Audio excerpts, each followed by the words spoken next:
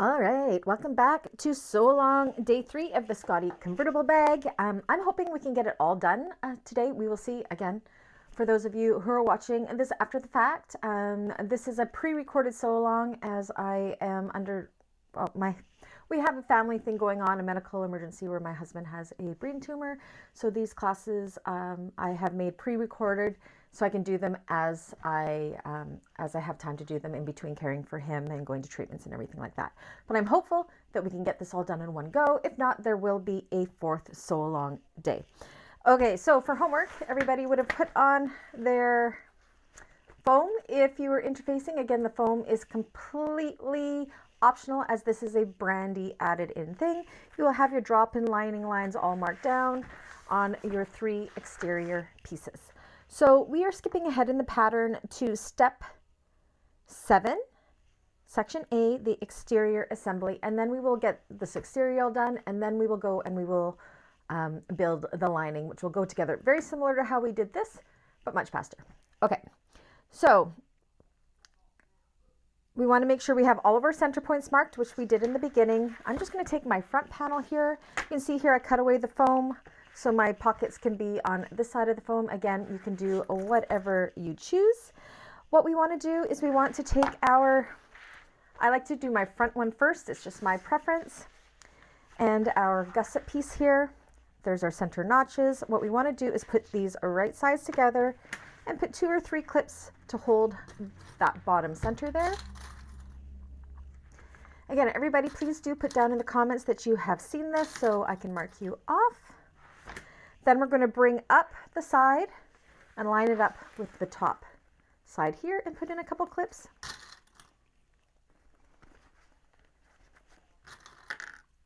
Just 2 or 3 clips. And then same with the opposite side.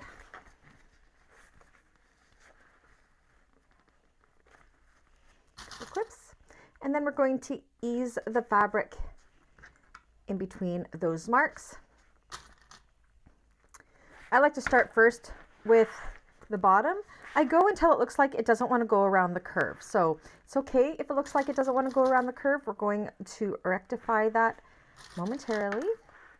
And the reason it may not look like it wants to go around the curve is because our gusset is a straight piece and we're trying to make it a curvy piece, but there's a trick for that. Oops, broke a clip.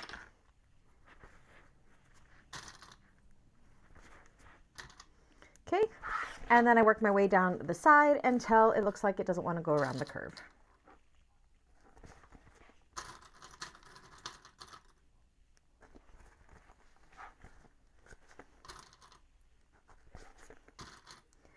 I like to use lots of clips because, especially around those curves, because we do not want this to slide at all. I am no stranger to clips. You could also use staples if you wanted. I am not a staple girl. I hate having to take them out after, and I always have the fear that I will miss one. Okay, so that side you can see how it looks like it doesn't want to quite go around that corner. I'm going to do the same on this opposite side.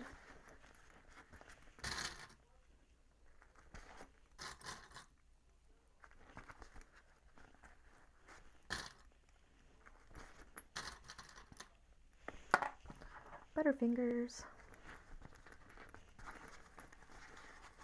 See how it doesn't look like it wants to go around the corner? That's okay. It's actually how it should be. Now into those corners, just in the gusset, not the main panel, we're just going to put little 1/8 of an inch-ish snips into the gusset piece here. And what that's going to do is going to help you see how those little snips helps it kind of go around that curve and turns it into a curvy piece. It just helps spread that fabric out. Definitely use lots of clips on these corners because we do not want that to slide.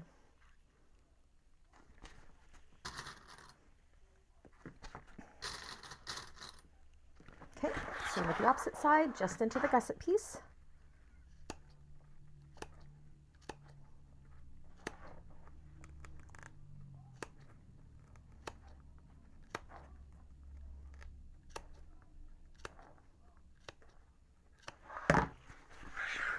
Ease it around that corner.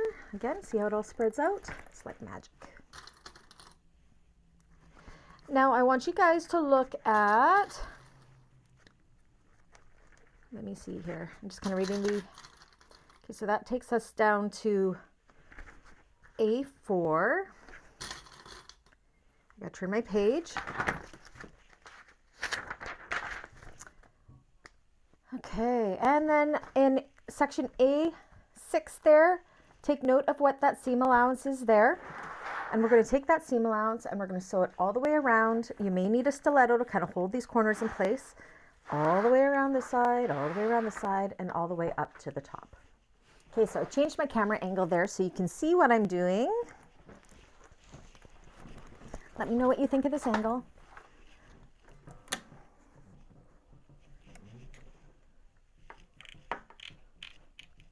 Okay, and I have my stiletto ready to help me with that corner.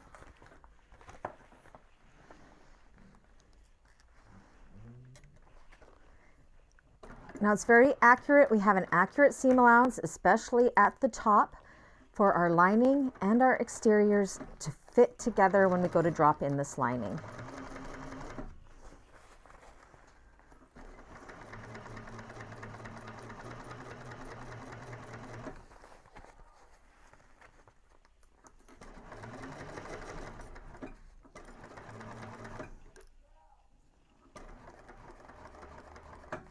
This is where you kind of have to finagle it because you don't want to have any puckers there. So you want to make sure the fabric is nice and flat going around that corner. This is why I like to do the front panel first because it's easier, I think, to manipulate the fabric to get around those curves. And if it's on the back and there's a pucker here or there, it's not as important as if there was a pucker on the front. I'd rather the front look the best, so. Just kind of make sure it all lays flat.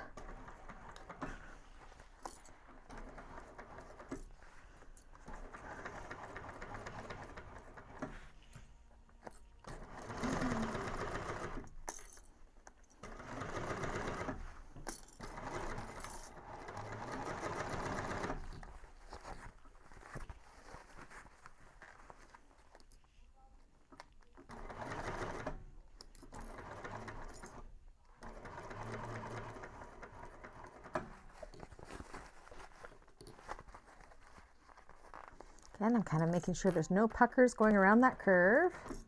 My fabric is lying nice and flat.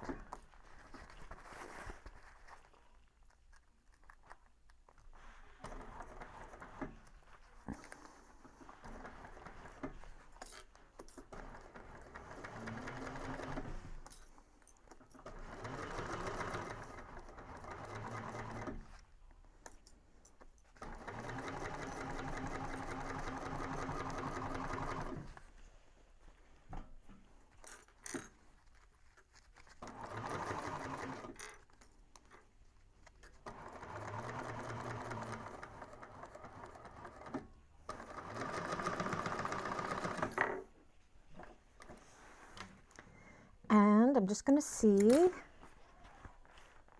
if my stitches look stressed out at all. They do a little bit, so I'm actually going to do a second row of stitching. And I'm going to start my row of stitching from the top about 1.5 inches down for my second row of stitching. You may not have to do this, just judge. Look into that seam on the finished side and see if you can see your threads. Sometimes you just need to strengthen that.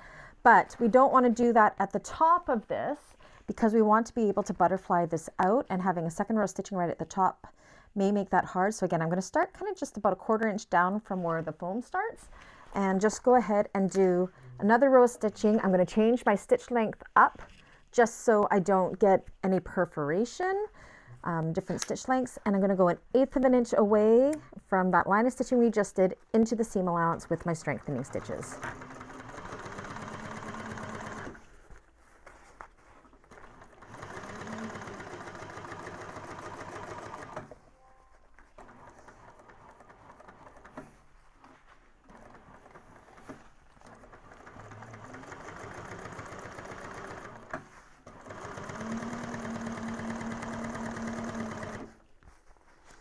And then when I come around this side, I'm going to make sure I am stopping about 1.5 inches away from the top again, so we can butterfly out that seam easily when we come time to do that.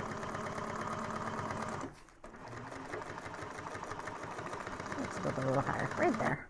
It doesn't have to be an exact science or an exact math. Oops, I'm throwing stuff all the way around. What was that I just dropped? Oh, box.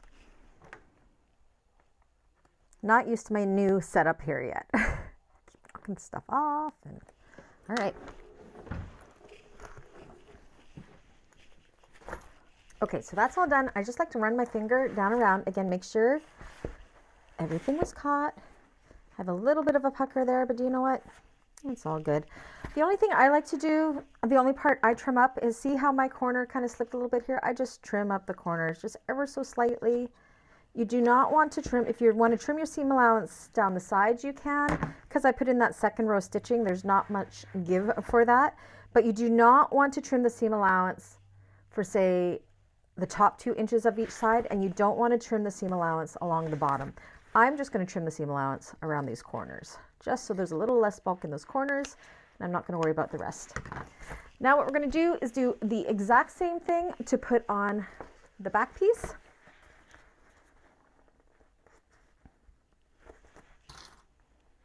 Start with the middle.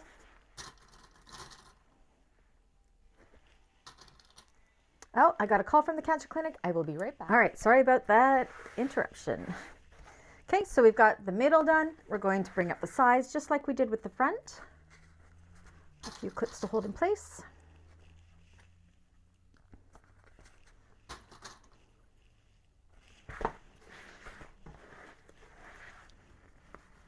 Same with the opposite side.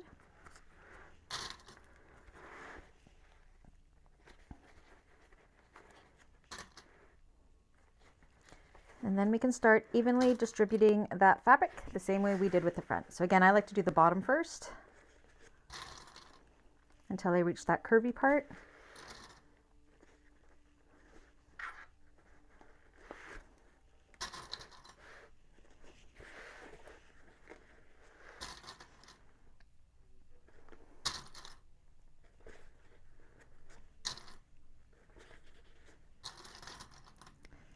And then the sides.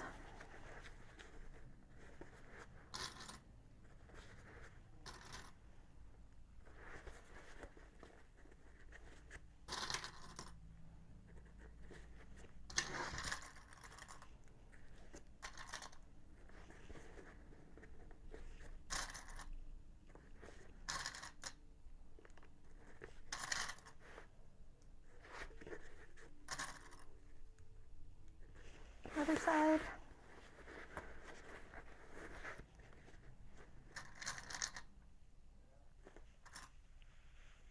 Where's my bowl for those on stairs?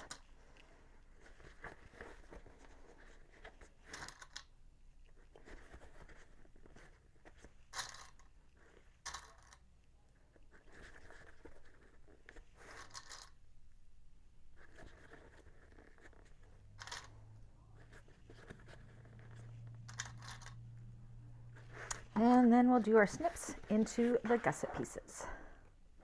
1/8 to 1/4 of an inch-ish.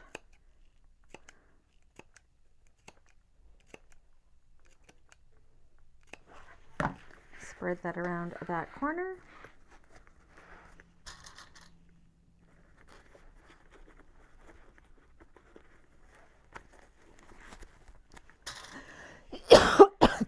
Excuse me. Sorry about that. Oh, tickle in my throat. Let me just grab a quick drink. Sorry about that, guys. I didn't mean to cough on you. Winter here, the air gets so dry, and I have a consistent little cough, and it's not that I'm sick, it's just that my throat is so dry. Kamloops is a very, very dry climate, and we don't have snow here yet, knock on wood. I don't want any snow until we are through the mountain roads to the cancer clinic on Wednesday or Monday, next Monday. Today, so you guys know, is Monday, January 20th, 2025. As I'm talking about dates, then you kind of know where we are in this timeline depending when you're watching this. All right, so we're going to go ahead and we're going to sew all the way around there just like we did with the opposite side. I'm trying not to bump my camera here. Working in a very small space here, and I have to make sure I don't bump the camera too much. Okay. all the way around. Again, I went down to my smaller stitch length for my main stitches, and then when I do my strengthening stitches, if you need to do that, just up it by 1, just so you don't get that perforation with having 2 stitch lines right beside each other. And this is the one where it's a little bit harder to get that corner nice and flat. You kind of got to manipulate the bag a little bit around the corners, make sure everything is staying nicely where it's supposed to.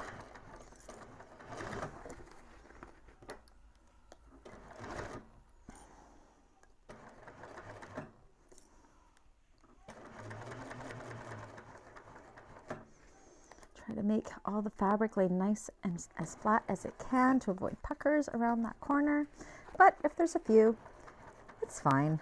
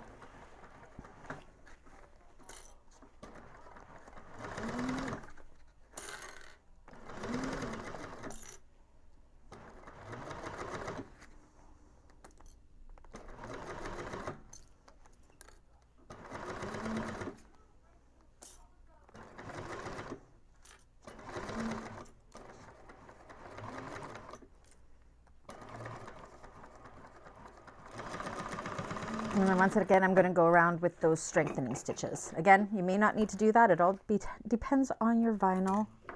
You can judge that.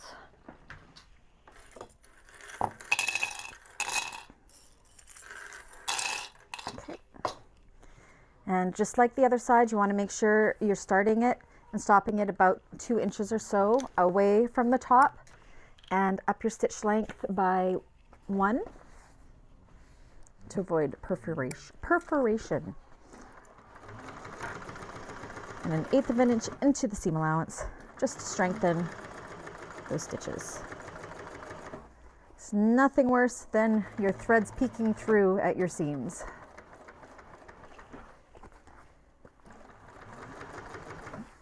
And because we've added in the foam, that may be why I have to do it too.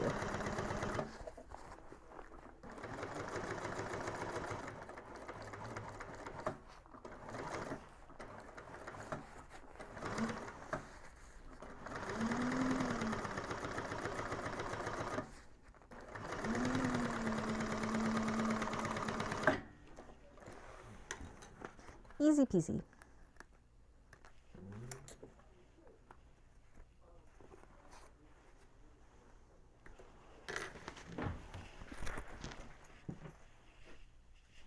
All right, so once again, I'm just going to kind of run my fingers down inside, make sure everything was caught.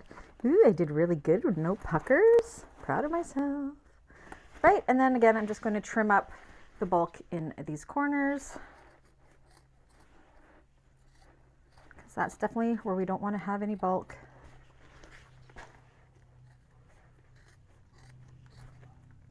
Okay, next we're going to prep this for the drop-in lining, and then we can move on to the lining. Okay.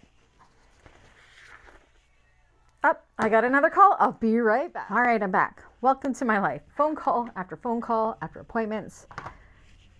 This is why it's hard to do things live nowadays. Anyways, I know you guys are here with me. Where was I? Preparing for the drop-in lining. So now what we want to do is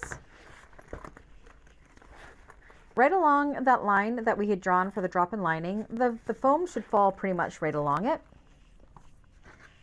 We are going to run some double-sided tape right along that line, so just above it. You could also put it right on this top edge. Maybe that's what I'll do. I'll put it along the top edge. I'm going to run along the top edge here, just like so. Follow the shape of the edge. When you get to here, the seams, you want to kind of feather them out. What I like to do is just do a little bit of a snip just about where the foam meets into that seam allowance, and it just helps that open up nice and flat, like so. So I just kind of snipped right there so this can feather out easily. And then I just hold that in place with the double tape. My hands do not want to work today.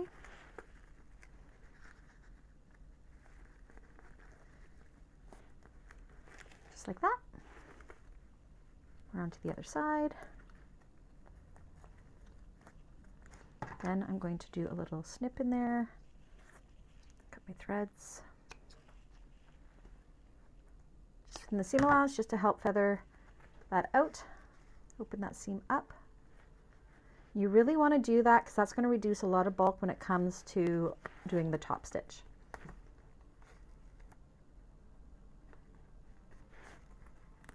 I thought that was the phone again, but I think it's just the TV upstairs.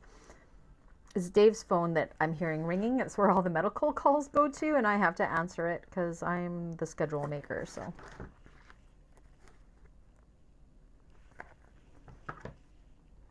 we're heading to Kelowna for 6 weeks. Next Monday, January 27th. So lots and lots of stuff. It's been busy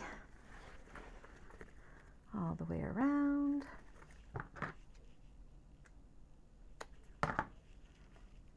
That seam.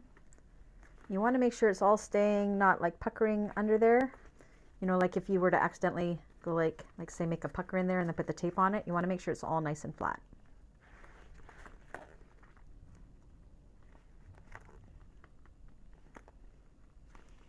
Okay, now 2 ways of doing this drop in lining. If you're on a flatbed machine, I suggest keeping this wrong side out, because when you go to top stitch it later on, you can top stitch the right side from the inside of the bag. If you're going to be on a cylinder arm or a free arm, like I am going to do it on my cylinder arm, go ahead and turn this right side out. So again, if you're on a flatbed, don't turn this right side out. If you're on a cylinder or a free arm, go ahead and turn this right side out.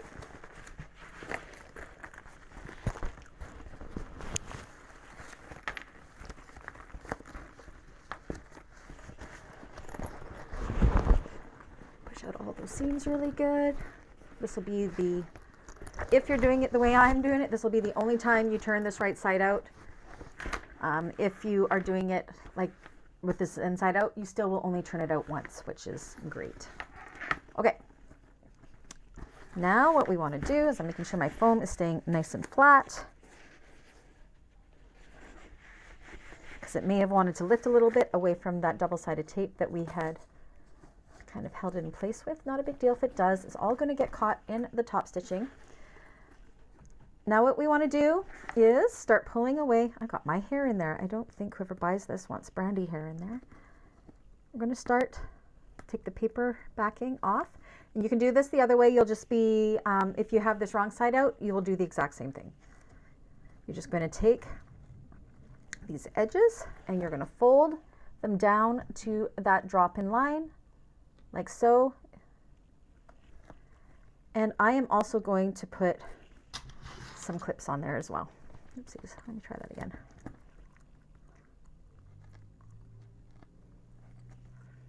Just because sometimes that tape, and because we're not going to work with this for a few moments while we work on the lining, we want to make sure it holds.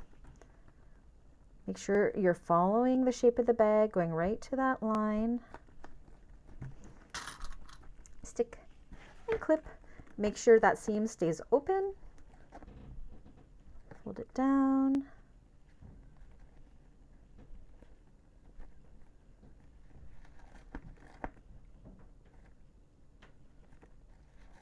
Come on.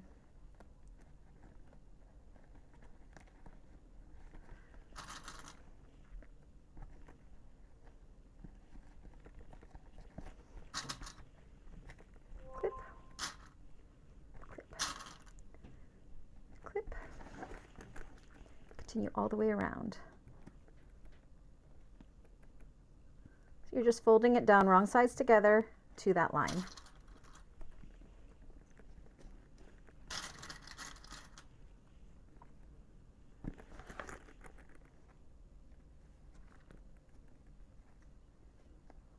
Follow that line so you keep that shape of the bag good.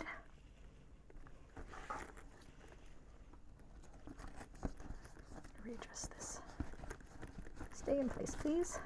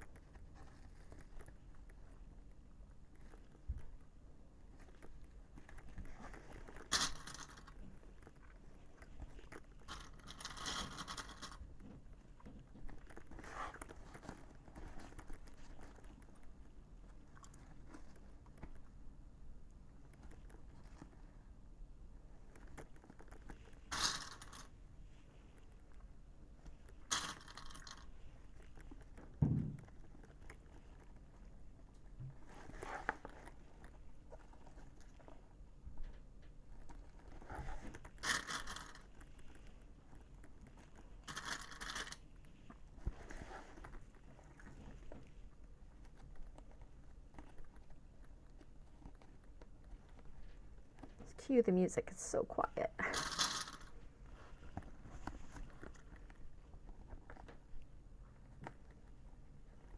Make sure it's laying nice and flat. You don't want to have any puckers along this top. So really take your time to stick it down. You can see how it just barely grabs the edge of the foam, which is good.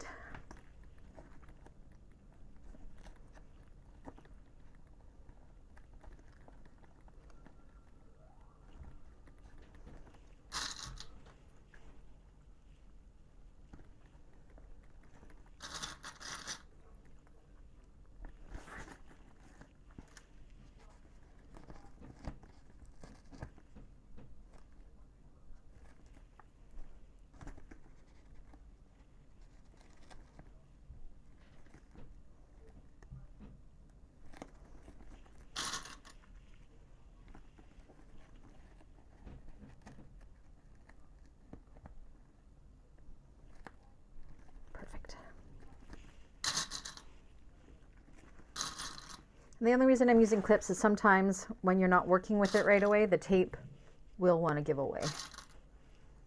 So that kind of gives you an idea what the exterior is going to look like all the way around. So you can go ahead, put this aside, and let's grab out our lining pieces. Lining is going to go super fast. Okay, so now we are backtracking to, what part is this? That's the gusset. So step 5, gusset, and we want to go all the way over to lining gusset B. I don't have page numbers. I think they might be hiding in behind my staples. I can't see what they are, but it's in the gusset section, and it's B lining gusset. So this is going together pretty similar to how we did our exterior gusset and bottom. We're going to do this all at the same time at the machine. I'm just going to trim off my interfacing here. On my bottom pieces, I'm going to mark my long side centers with my notching tool.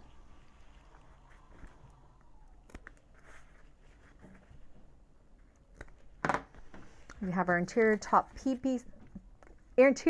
gusset piece K pieces. We've already done our top and bottom centers. So what we want to do first is we want to take our gusset pieces. These are going to be lined up like this, so the wider side of the gusset top pieces. Right sides together.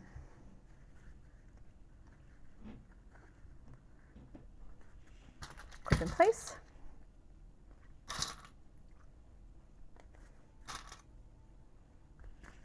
Same with this one. You can do it all at the same time.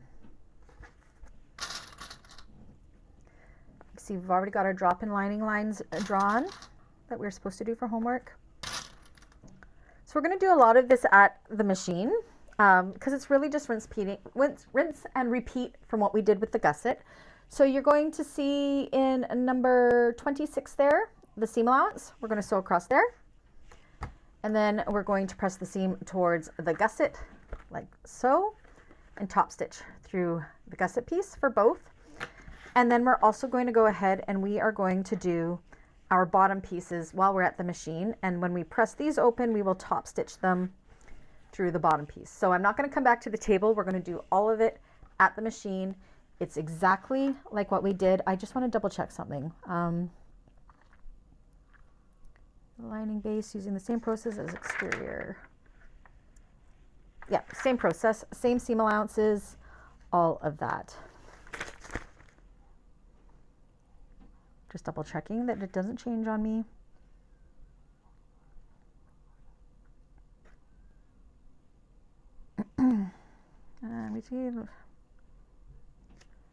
I'm just going to double check that what that base seam allowance was because I don't remember. I'm pretty sure it's the same as what.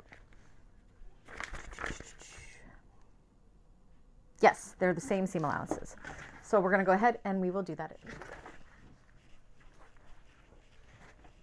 So this is how I usually sew. Usually I have like a little stand up here that I put all my pieces I need to sew. And then I do all my sewing and then I go that I can possibly for a pattern. And then I go back and I do more prep work and everything. Classes I do a little different just because we're going piece by piece. But right now when we're doing this lining, we're going to do just that and do as much as we can at the machine at the same time. So double check your seam allowance. Stitch across. I'm actually going to chain do this one just to save some time.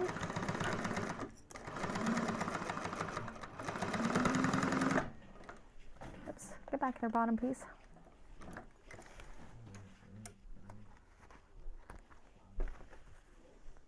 Okay, and we're going to top stitch those seams in place.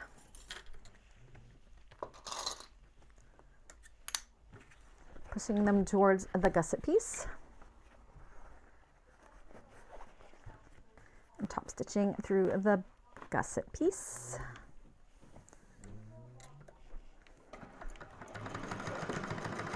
Oops, didn't change my stitch length. That's one done. Just finger press it.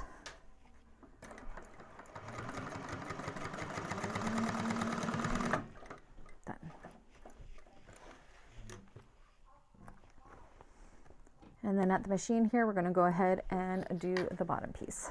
So again, take your bottom piece, right sides together. I'm just going to hold them in place. I'm not going to clip them in place, but you can clip them if you want. Linings, I get lazy with. I admit it.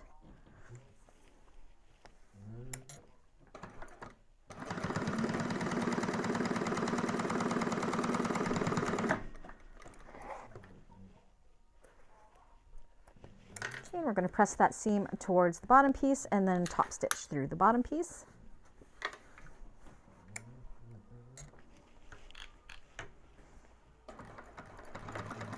If you didn't want to top stitch, you can definitely just press that seam if you wanted to.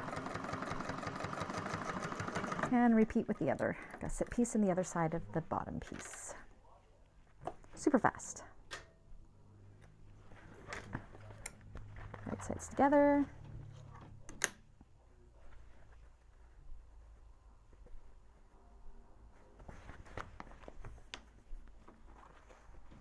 Hard to see because it's black fabric. There we go.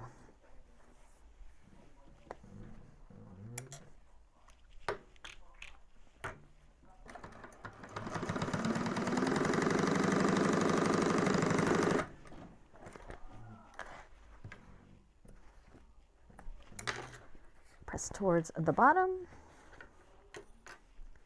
top stitch through the bottom piece.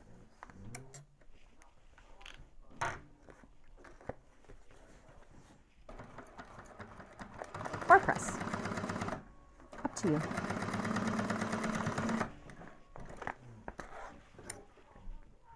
And just like that, that's our gusset all done for our lining. Okay, so that is the gusset complete. Set that aside. Next, you want to take your completed lining panels. Actually, we don't need these just yet. We want to take our zipper tape. So this is my zipper tape right side up. Now, I didn't measure it. All I do is I kind of put it about the length of my thing, of my panel, and add a bunch of extra. I just eyeball it. So we want to flip our zipper wrong side up.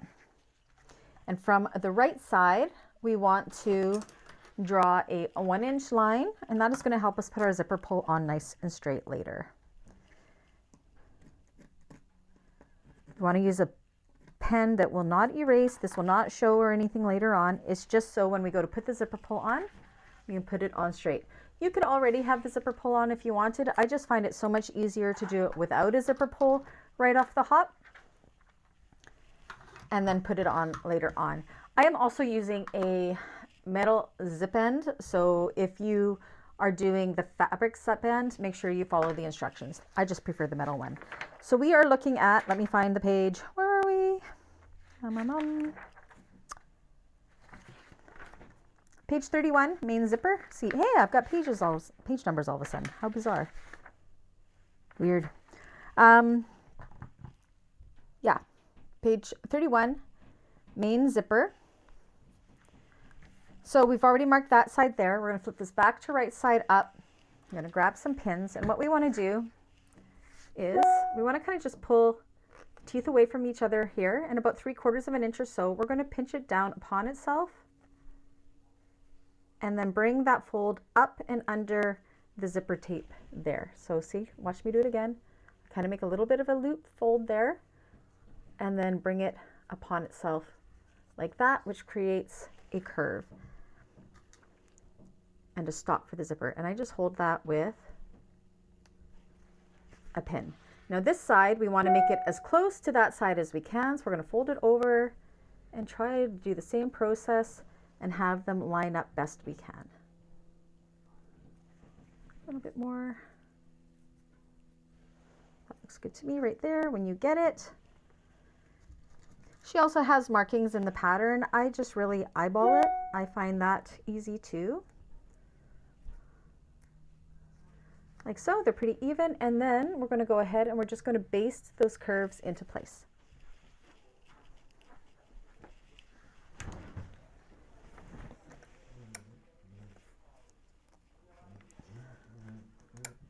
Oh, my pin is too high. Take that out and I'll hold it with my hand. Oops. Stiletto to the rescue.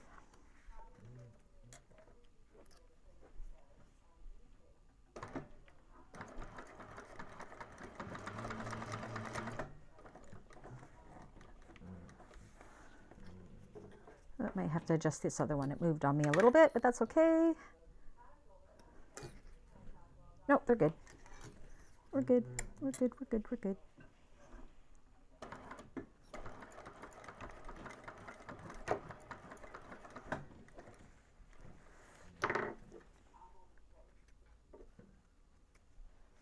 Ouch.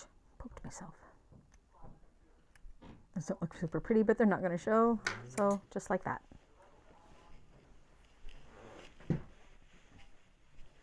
Okay, so I just off camera went ahead. If you look at the bottom of page 31 in step 10, you're going to see markings you're going to make on your completed lining panels. Now these markings are not the same from each end. They should be mirrored to one another. So if you put them up like so, those markings should match up. So make sure you do follow the pictures J and K very carefully to make sure you're doing your markings correctly. I've just marked it with chalk. So our zipper tape, you can go ahead. You see how we got these little wings happening? We're just going to trim up those wings so it's nice and even with our zipper tape, like so. Then you can go ahead and you can pull your zipper tape apart. Now we're going to take our back lining panel. Now we have it closed off because we're doing a drop-in lining. We are not turning this one. Right side up. You can use clips if you prefer. I'm going to go ahead and I'm going to use double-sided tape because that's what I like. And all the way from mark to mark.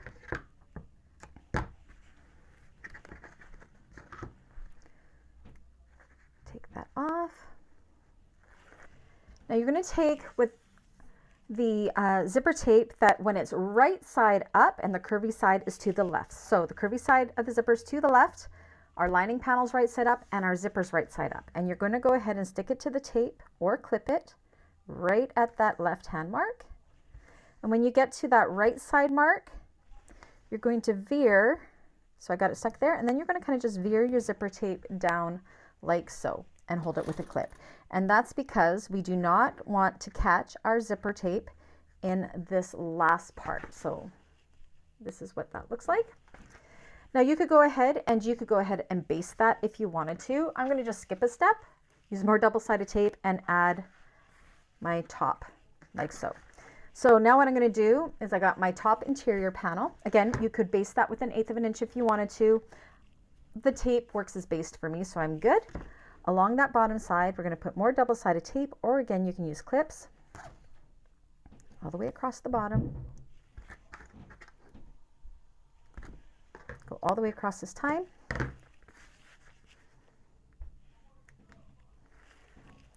We're going to match up our center on both pieces like so, and then stick it all the way across. Again, making sure that this part of the tail is not being caught in the tape. We want it to veer right down. All the way across, like so. Oh, of course, my interfacing's pulling away. I hate it when that happens. It's all good. Did not press that hot enough, obviously, but we're going to make it work. We'll just use the tape. Okay, so again, and on these pieces, for homework, you should have drawn your drop-in lining. So make sure that is all straight.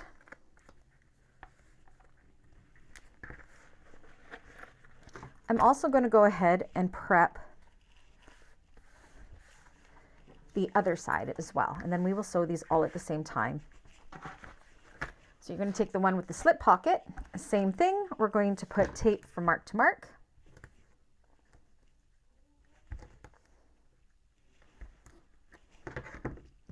Like so. May as well take and put the tape along the bottom of my interior top panel as well. I always find when I get to the lining, it's the home stretch. You just want to get it in. Okay, so now this time, take the paper off the tape.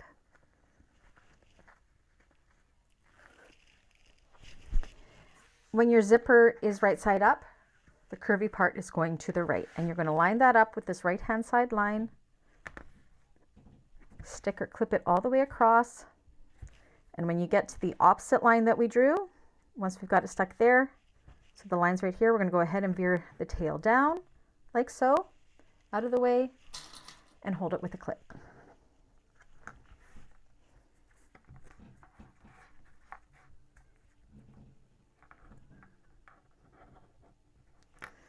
Okay, and then same thing along the bottom edge.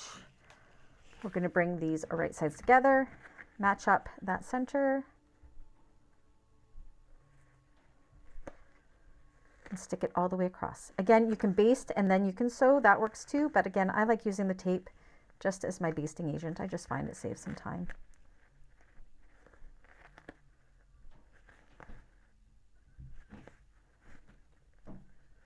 Making sure the tail is veered out of the way. Okay, and you are going to see on page 32 a seam allowance in step 16.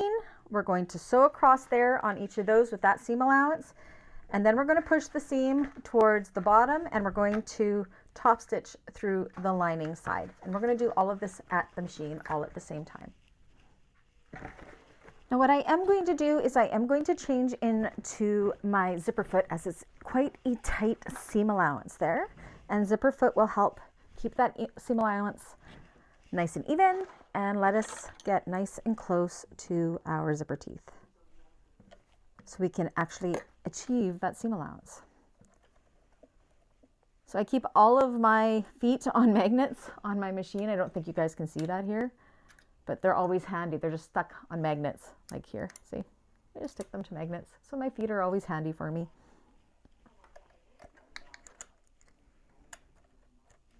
Just my zipper foot and my standard foot. I have them all there.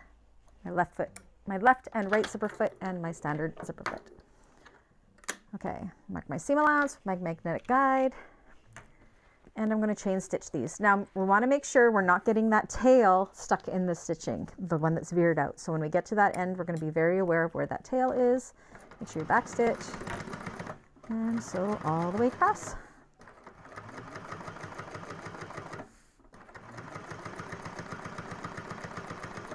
Okay, and here's my tail. It's still out of the way, which is what I want.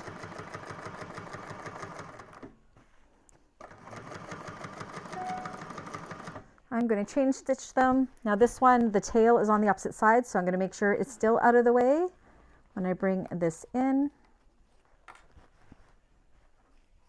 to chain stitch. So I didn't catch the tail, and sew all the way across.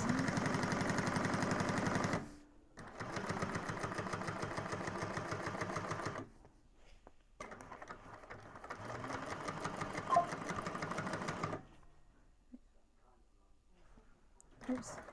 I think I just accidentally hung up on a call, but I think it was just Telus calling me, probably to sell me something. Oops. On my watch. Okay. And now we're going to top stitch. Change to top stitch length. And this is where we're going to take that seam and that zipper. So you're going to see, we're going to push the zipper up like so. Give that a good finger press. So the seam is all going towards the bottom.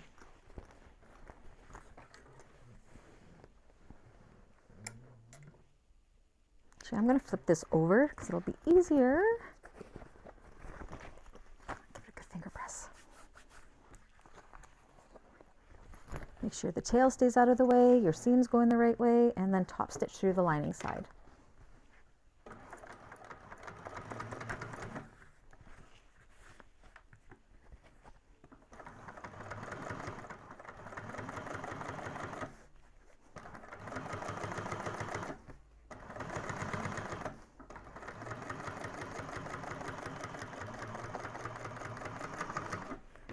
Add in the other side. Good finger press.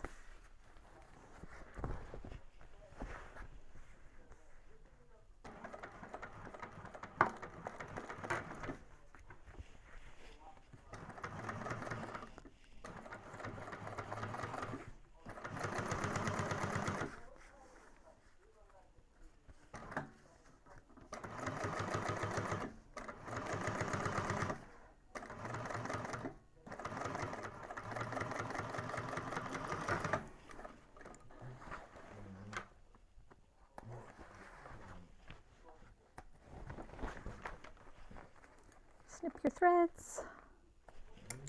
Zipper's done. Stay.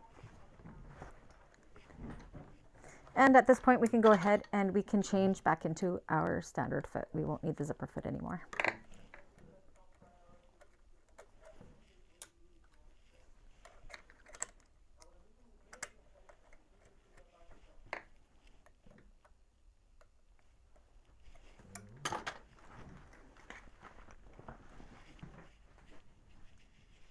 Alrighty, so those are done.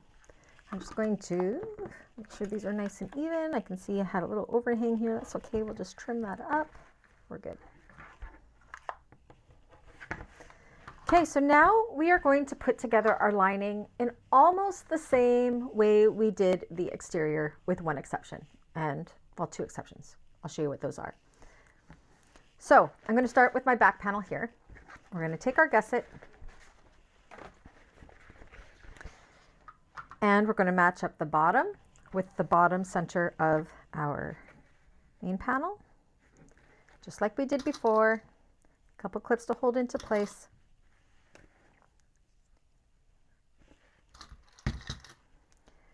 Now before moving this all the way up to the top, we want to match up. See where this panel and this panel is here, we want to have a nice and continuous line there. So we want to make sure where they two meet that they line up. So that's where I like to clip next. So you want to make sure the lining where that seam is there, where our top panels meet our lining panels, are lined up nicely. So we have a nice and continuous line, and I like to put a clip there to hold that in place, and then I bring it up to the top and add more clips. And one more here. Same with the opposite side. You can kind of, I'm just going to open up my zipper. I'm just going to kind of tuck my zipper tail in here so it doesn't get caught in that stitching by accident. Again, we want to bring this up. We want to make sure these line up here, this nice line. Make sure the zipper's not there. Line those up nicely. Put a clip there, and then you can clip all the way up.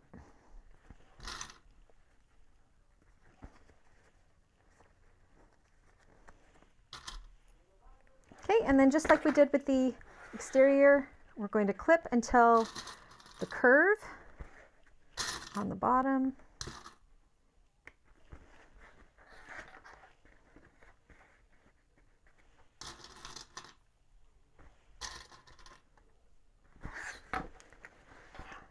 Down the sides.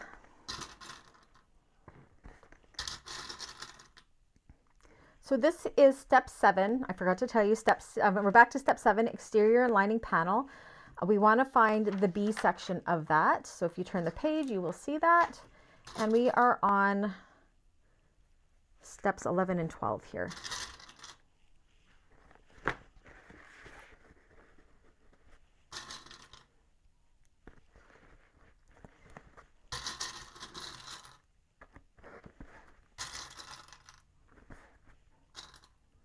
Okay, and just like into these curves, we're going to do our snips. Now these snips can be up to 1/4 of an inch, between 1/4 of an inch and 1/2 inch if you want them to be, because we are going to be taking a bigger seam allowance around these areas. So that'll help spread it around that curve. In place.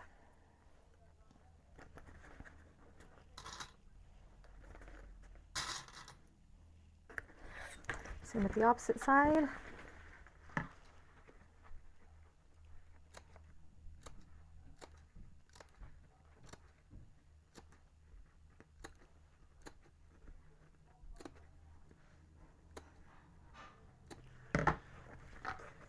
And around that curve, like so.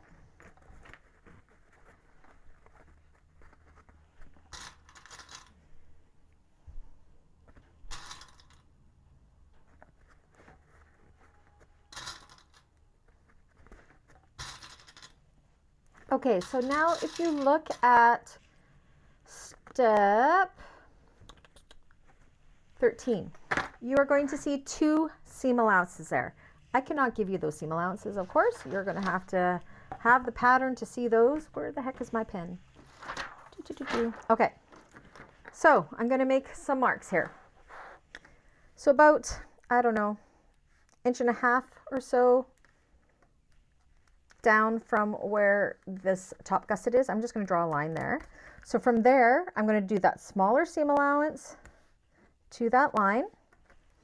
Okay, so the regular seam allowance, very important because we need to keep that seam allowance the same at the top so it fits properly as a drop-in lining.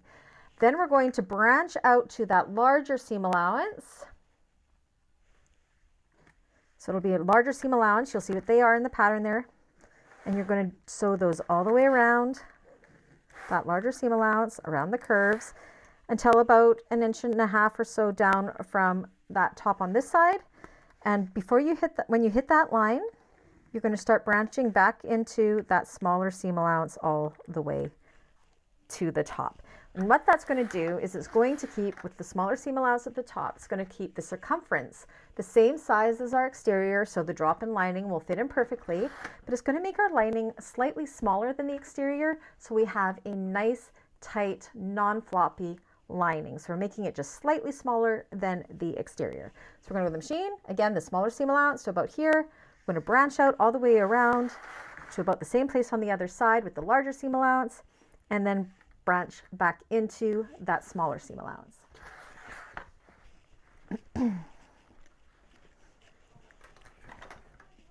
Again, making sure you're not accidentally sewing through that zipper tail. Start with the smaller seam allowance, back stitch.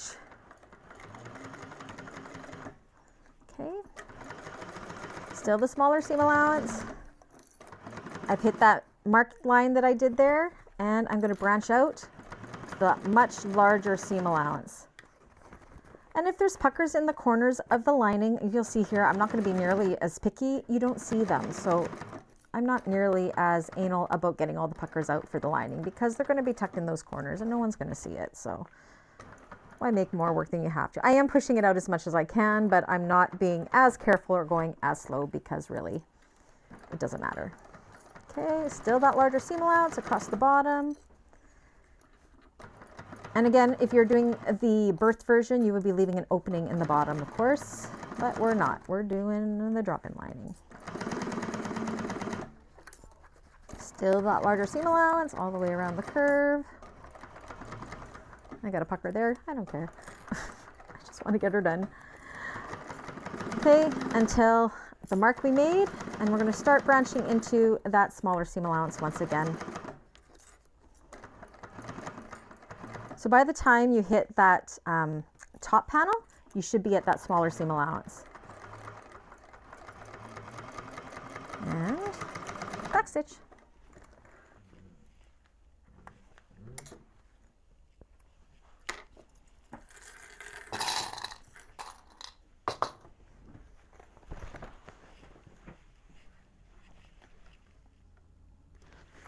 Okay. So I am going to take where my seam allowance was a little bit bigger, so I'm from where that mark is, I'm just going to go ahead and I am going to trim that seam allowance down to about 1/4 inch. Not where the smaller seam allowance is, just where the larger seam allowance is. Just to reduce some bulk.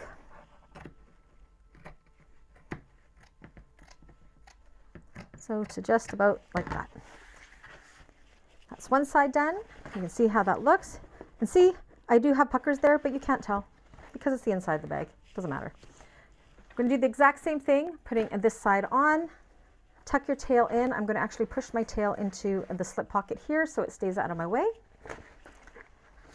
Rinse and repeat. Do the exact same thing over again. And then we're going to sew it the exact same way too, with that smaller and that larger seam allowance.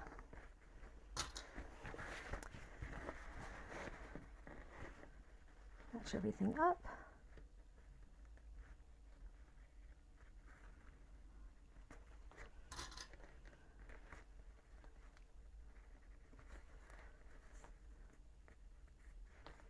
Oopsies, I slipped.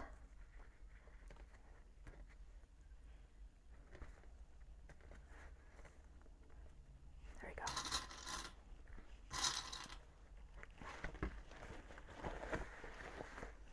Stay in their tail. Don't want you slipping out.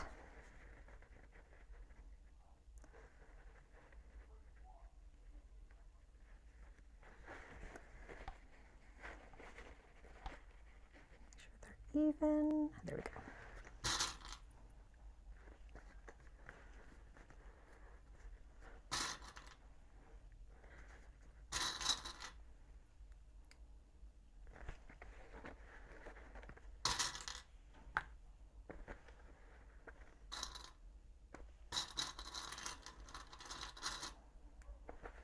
We're very close to being done, you guys.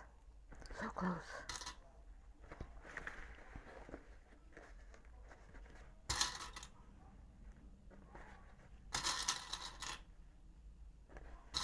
Oh, sorry, I don't think I need to do any snips on this side. It looks like it might want to fit in. No, I do need snips.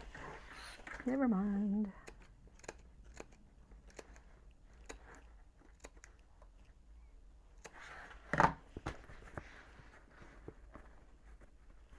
Now, good tip, if you're new to doing kind of curved gussets in this way, do your lining before the exterior because you can practice with the lining because it's a little bit more forgiving when it comes to puckers and everything. And then you have a little bit of practice when you go to do your exterior, if you need practice in doing this method of a gusset and main panels.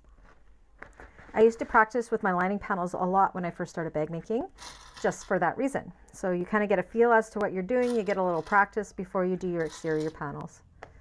Now I just like to get all of the exterior done before I touch the lining, and then the lining just goes super fast for me. But usually the linings go together very similar to the exteriors in most bag patterns. So you can practice a little bit before you're doing the exterior work.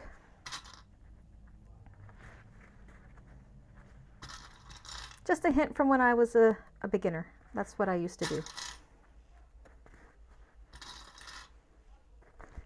Okay, so again, we're going to use that smaller seam allowance at the tops and the larger going all the way around.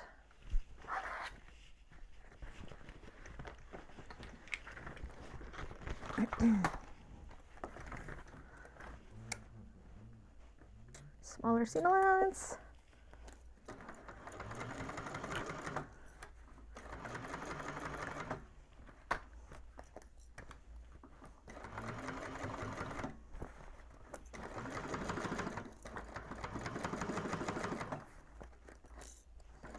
Oops, almost forgot to branch out. Branch out to a bigger one.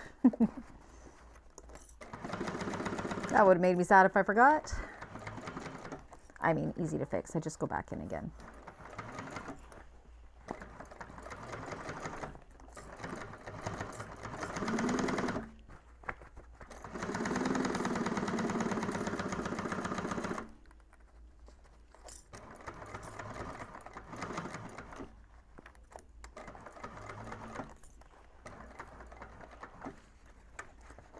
And remember to branch back into that smaller seam allowance on the other side.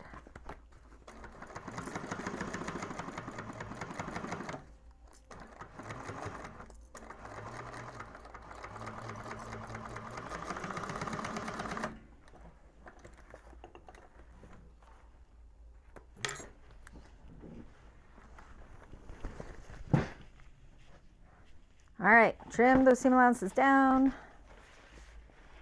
Just where we had branched out, like we did with the other side.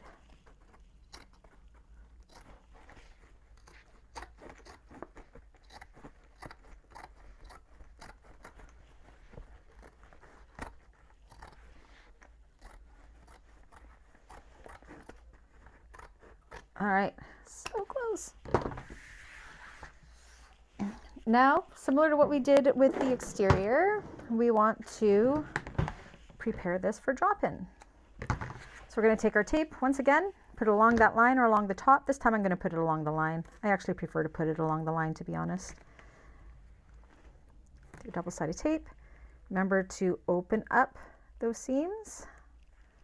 Trust me, it's important, especially if you are on a domestic, because those seams where they meet can get very thick, so it's good that they are opened.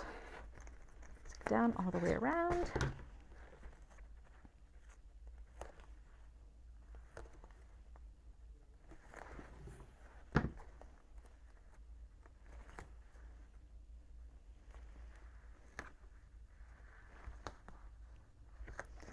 The shape of that line, open up your seam with the tape. Open up that seam. I don't find I have to put the snips into the lining one because I don't have that stabilizer in there. So it kind of goes around easier.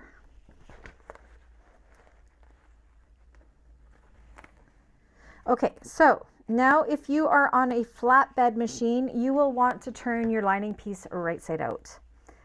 If you're on a cylinder arm or a free arm like me, you're going to leave your lining wrong side out. So once you have it orientated the way you need it to go, we're going to go ahead and we are going to fold the raw edge into that line just like we did with the exterior. So just like this, down to the line. Follow that line so you get that shape. Take your time doing this. Make sure your seams all line up. Press and stick. I'm not putting clips in it because I know I'm going to be working with this right away with the exterior. So the tape will hold for the time being.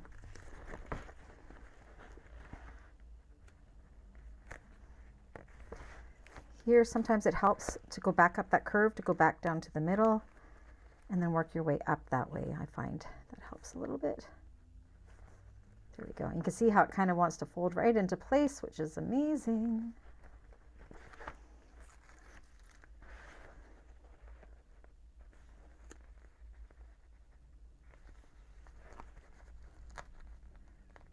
Down at that seam.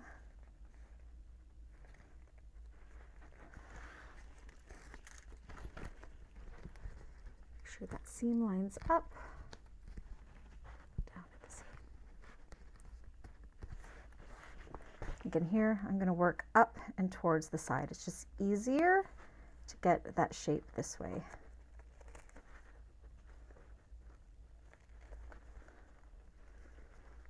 Okay, so there is our lining. Now you can go ahead and grab your exterior. Now, depending which machine you're on, I'm going to be dropping my lining into my exterior. You'll be doing it the opposite way if you are on a flatbed, but the main thing is they are going in wrong sides together. Make sure you have it orientated the correct way so you have your zipper pocket on the side you want it to be. I'm going to drop this in.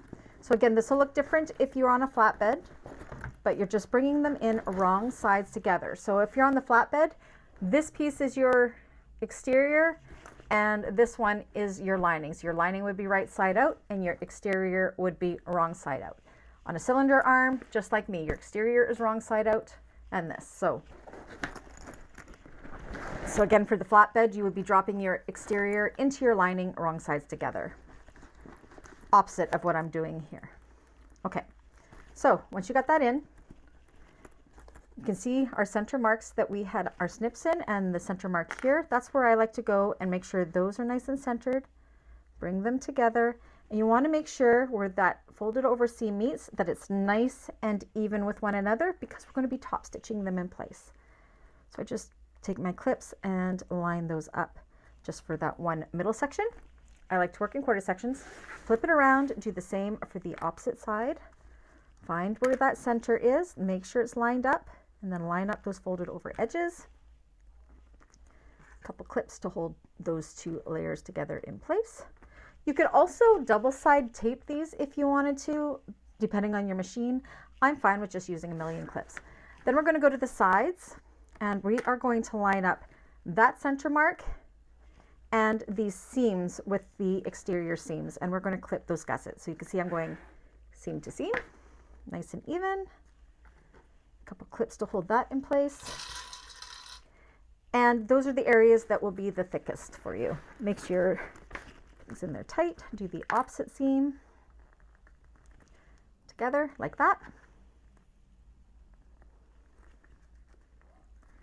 And then make sure that center, it should just kind of go in nicely like so. And that is that side seam done. Lots of clips. Skip this middle section and go and do the same with the opposite side seams. Mine is fitting in perfectly so far. That's when you know you cut your pieces right and you have done your seam allowances accurately, because these should have the exact same circumference. Oops, another one bites the dust. Does anybody else sing that song whenever you lose one? Dun, dun, dun. Another one bites the dust. Okay, match up the seam. Funny little things we do, I guess. And then center. And then those other four sections, you can go ahead and evenly distribute and clip the fabric in place. Move this up. Take your time here, making sure everything is lined up perfectly. Okay, and then I'm going to work quarter section to quarter section. So if you pull those quarter sections together, you can see how it comes together nicely. Pinch them and clip them.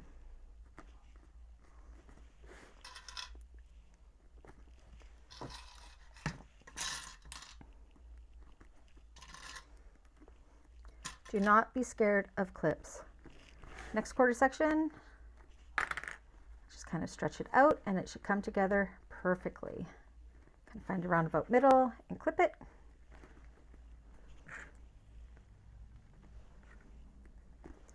Perfection.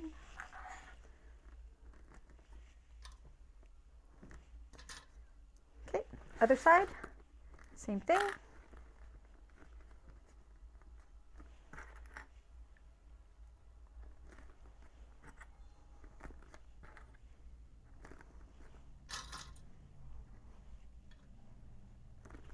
And the last section.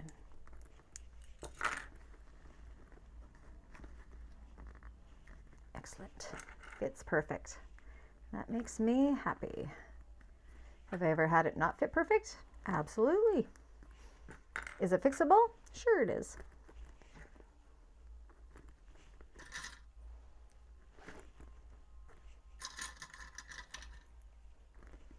Okay, so now once everything is clipped into place, now see how this is kind of gathering up here? You just want to make sure your lining is pulled really tight down so you can flatten that out, because you don't want to have, like, say, some of the lining coming up like that and you're catching it in your top stitching. You want to make sure it is sitting nice and tight. So where we're going to do our top stitching is nice and flat. Just make sure that lining is sitting in there nice and tight. There we go. Okay, so if you're on a flatbed, you will have your lining on the outside, wrong side out, right side out, sorry. And your exterior will be on the inside.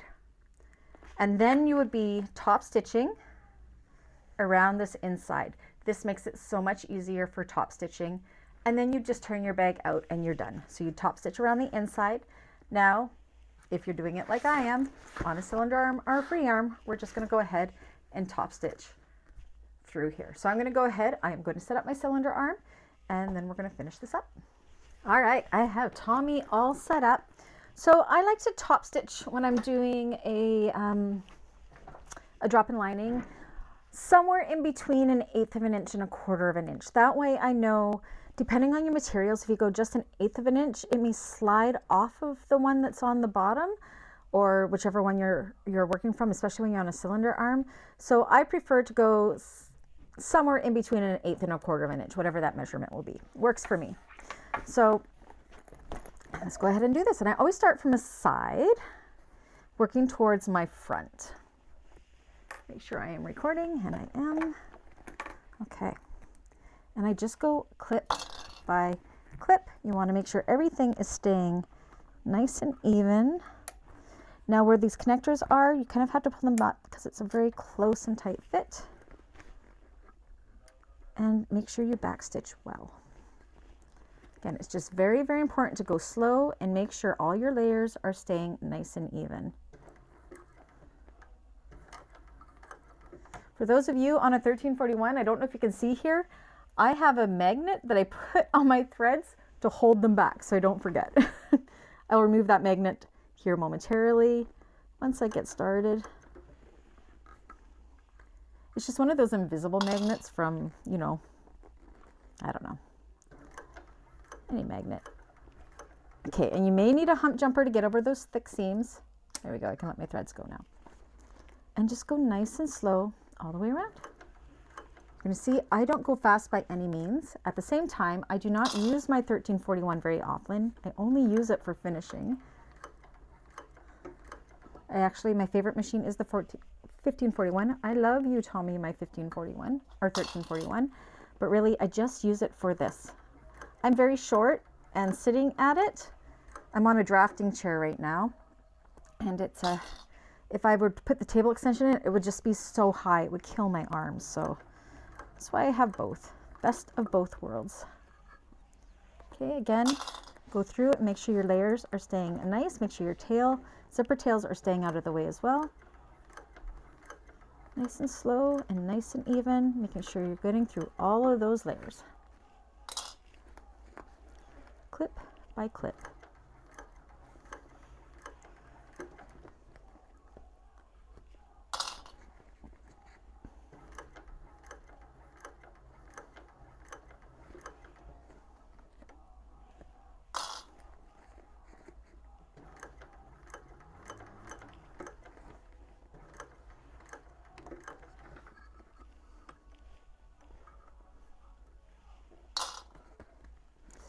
Nice and even, yep. Make sure your needle is down if you need to adjust it all. So when I kind of wish this stand was a pedestal stand because my bag kind of sits up on this table funny, but still works well.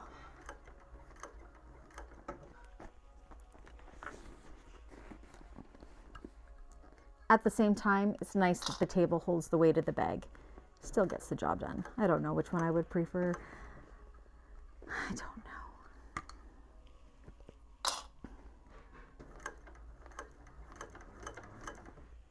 Again, you may need a hump jumper over these seams where the side seams meet. I'm okay with the Mora. I don't need it. Okay, we're halfway done.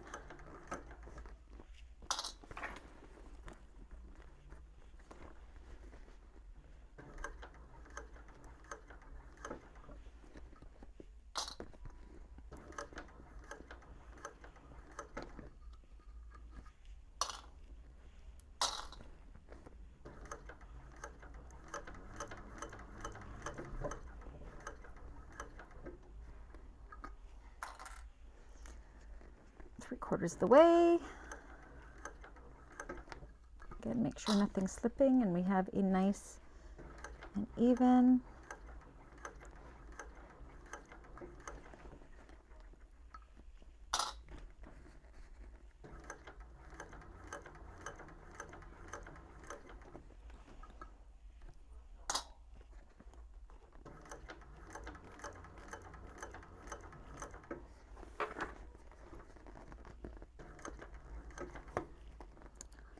Home stretch.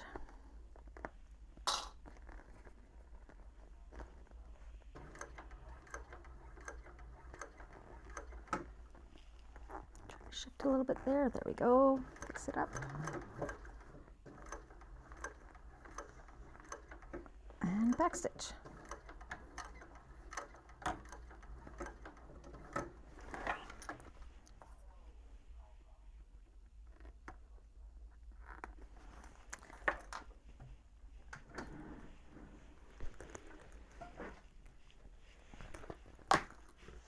All right, so my top stitch looks beautiful all the way around. Make sure it was all caught around here too, nice and even. Make sure nothing slid off because otherwise there would be a hole. I'm looking good, I'm looking good. No skip stitches, all is well. We're almost done. Now we need to put on our zipper pull. So that is why we have these lines on the back of our zipper.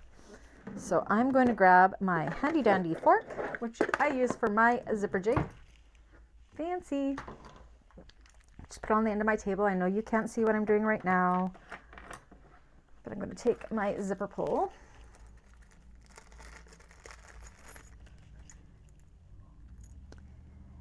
And when you put your zipper pull on, you're just trying to line up that line, that line. And once that line is lined up, you can pull your zipper all the way on. I got it first try, you guys. What the heck? So you can see how my line is lined up. And then if I placed everything properly, my zipper should go on perfectly straight. Let's see how we do. Oops, of course I got my zipper all twisted. First things first, before doing that, making sure your zipper is not twisted. There we go. Do this again. Okay. Okay. And let's line up that line. Oh, I got it again first try. Look at that. Okay. Pull it on.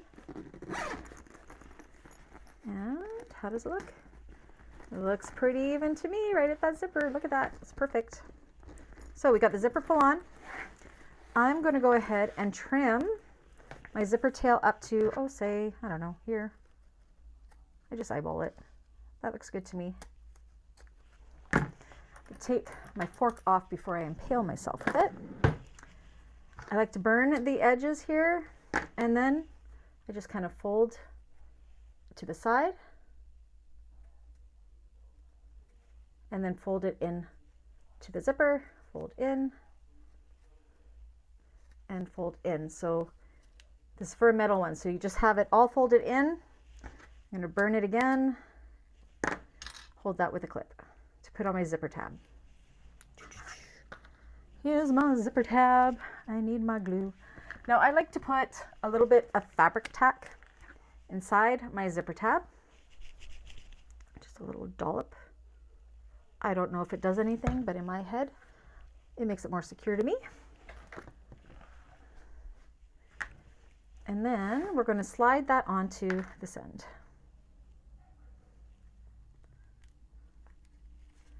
All the way in, just like that. I have my little screw and my screwdriver, and I'm going to screw it in. So much easier doing zipper ends than making your own tabs, I think. And I like the bling of it. I think it's pretty. Ah!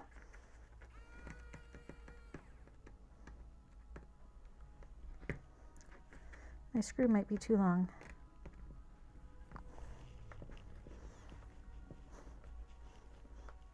There we go. Just needs a little bit extra something to push it in. We're good. The batteries might be dying on my electric screwdriver a little bit. We're good. And you can push that in. Your line, look at that. Look how tight that lining is. Just kind of finger press that lining down. Look at that. Looks good. Of course, if your bag was inside out, you'll go ahead and turn it right side out. Assume you guys know that. Looks good all the way around there. And then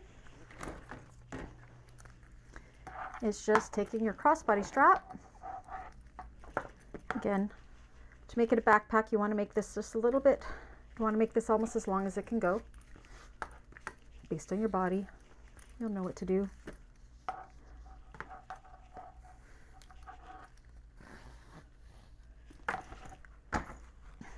So for my modification, what you do is the side that has the slider, you'll click into the D-ring on the bottom. You're going to go ahead, take your hardware, and you're going to slide it through this other D-ring. It will fit, I promise you. Well, see? D-ring, flip through.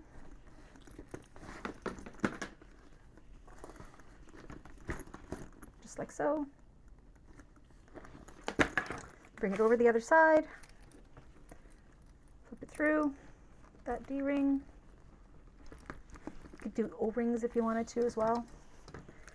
And clip it in. So you can adjust it. Actually, I have this almost at a good shoulder strap length right now. You could make this even longer just by adjusting it to its largest size. I just found this the easiest way to get the best of all worlds with one strap and less hardware.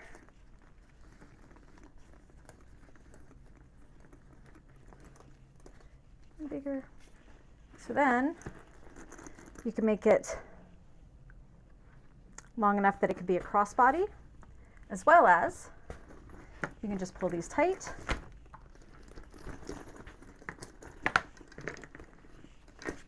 And then it's your backpack like that. Again, I don't have it to the longest length it can be. Or if you just wanted it to be a crossbody, you could just hook it onto here if you needed a longer crossbody. So that is this in a nutshell. I myself probably wouldn't wear it as a backpack, but it's kind of nice to have that option, say if your hands are full or whatever. But you definitely had that little extra length in the crossbody so it can turn into a backpack. I think it's pretty cool. It's a great pattern. Anyways, I hope you guys really enjoyed the Sewalong. Again, I apologize that it's pre-recorded, but you all know the situation I'm going through right now with my husband's health. So yeah, so this is January 2025 Sewalong. I hope you guys enjoyed it. Get the pattern. Car Threads is amazing. And I'll see you guys on the next one. Make sure you put your Scotties onto the Facebook page. I want to see them. Anyways, thanks everybody. Love you all. We'll be back live in April. For now, enjoy Dawn's sew-alongs that she is doing on Wednesdays for the membership side. In January or February, she's doing, I believe, the Victoria bag by Shambella. And then in February, it is the Dolly crossbody by Swoon. Here on my channel, she's subbing in for me. We just love Dawn. Thank you so much, Dawn. You just take a lot of stress off of me, and I hope you guys all follow her channel, which she will be starting when I'm back, and really have a great time. I will try to make the chats as much as I can over the next couple months for those two sew-alongs and work as her moderator and there to help. But again, it all depends on Dave's treatment schedule as we are gone for a full 6 weeks here coming up shortly. Anyways, I love you all. Thanks for all hanging in there for me. It means a lot, and I will see you again. Bye.